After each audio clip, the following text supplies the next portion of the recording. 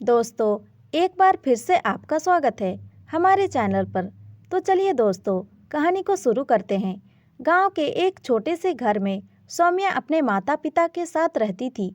सौम्या के पिता किसान थे। उनके पास थोड़ी सी जमीन थी जिसमें वे खेती किया करते थे। सौम्या गांव के बच्चों को पढ़ाती थी, जिससे उसे कुछ पैसे मिल जाते थे। इधर गांव में कभी सूखा पड़ जाता था, कभी बाढ़ आ जाती थी, जिससे फसलें नष्ट हो जाती थी। कभी कभी तो भूखे मरने की नौबत भी आ जाती थी।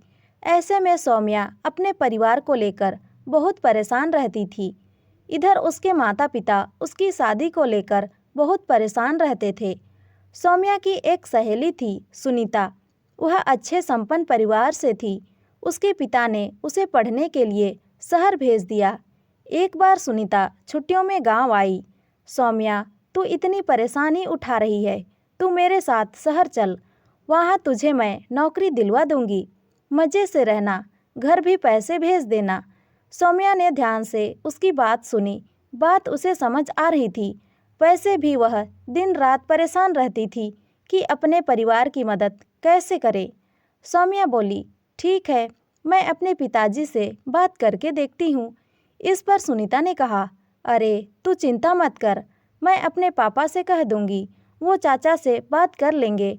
तू मेरे साथ रहेगी तो किसी को भी तेरी फिक्र भी नहीं होगी। उसी दिन शाम को सौम्या ने बात की, लेकिन उसके पिता ने मना कर दिया। सौम्या बोली, पिताजी, कब तक यहाँ भूखे मरते रहेंगे?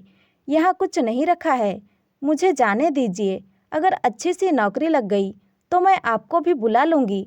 पिताजी बोले, नहीं नहीं, अब हम तेरी कमाई पर जिंदा रहेंगे क्या? यह सुनकर सौम्या ने कहा, इसमें मेरी कमाई की बात कहाँ से आ गई? कुछ दिन की बात है, थोड़े से पैसे इकट्ठा हो जाएं तो आप भी कुछ काम शुरू कर लेना। वहाँ तो छोटी सी रेहड़ी पर सामान बेचकर भी अच्छे पैसे कमाए जा सकते हैं। कुछ ही देर में सुनीता के पापा भी आ गए। वे पढ़े लिखे समझदार आदमी थे। उन्होंने सौम्या के पिता को समझाया तो वे सौम्या को शहर भेजने के लिए राजी हो गए। एक सप्ताह बाद दोनों सहेलियां शहर आ गई। सौम्या ने कुछ पैसे जोड़ रखे थे, जिससे कुछ दिन काम चल गया। इसी बीच सौम्या को एक नौकरी मिल गई। वह ऑफिस जाने लगी। पढ़ी लिखी तो थी वह, लेकिन शहर के तौर तरीके उसे नहीं आते थे।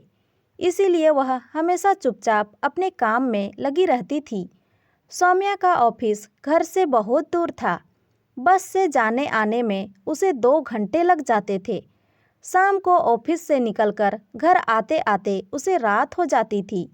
रात को आवारा लड़के इधर उधर घूमते रहते थे, जिनसे बचते बचाते वह घर पहुंचती थी। एक दिन सौम्या ऑफिस के बाद बस स्टैंड की ओर जा रही थी। तभी पीछे से एक बाइक पर राकेश नाम का लड़का उसके पास आकर रुका। राकेश उसके ही ऑफिस में काम करता था और कभी कभी काम में सौम्या की मदद भी कर दिया करता था। वह बोला, सौम्या, घर जा रही हो? लेकिन आज तो बसों की हड़ताल है। दोपहर को यहाँ बस से किसी का एक्सीडेंट हो गया था। पब्लिक ने बस फूंक दी। तब से सारे बस वाले हड़ताल पर चले गए। यह सुनकर सौम्या डर गई। अब वह घर कैसे जाएगी?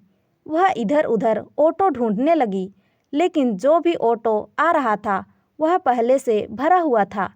तब राकेश ने कहा, सौम्या, बैठो, मैं तुम्हें घर छोड़ देता हूँ। बस ना होने के कारण ऑटो पहले से ही भरे हुए आ रहे थे। सौम्या डरते डरते राकेश की बाइक पर बैठ गई।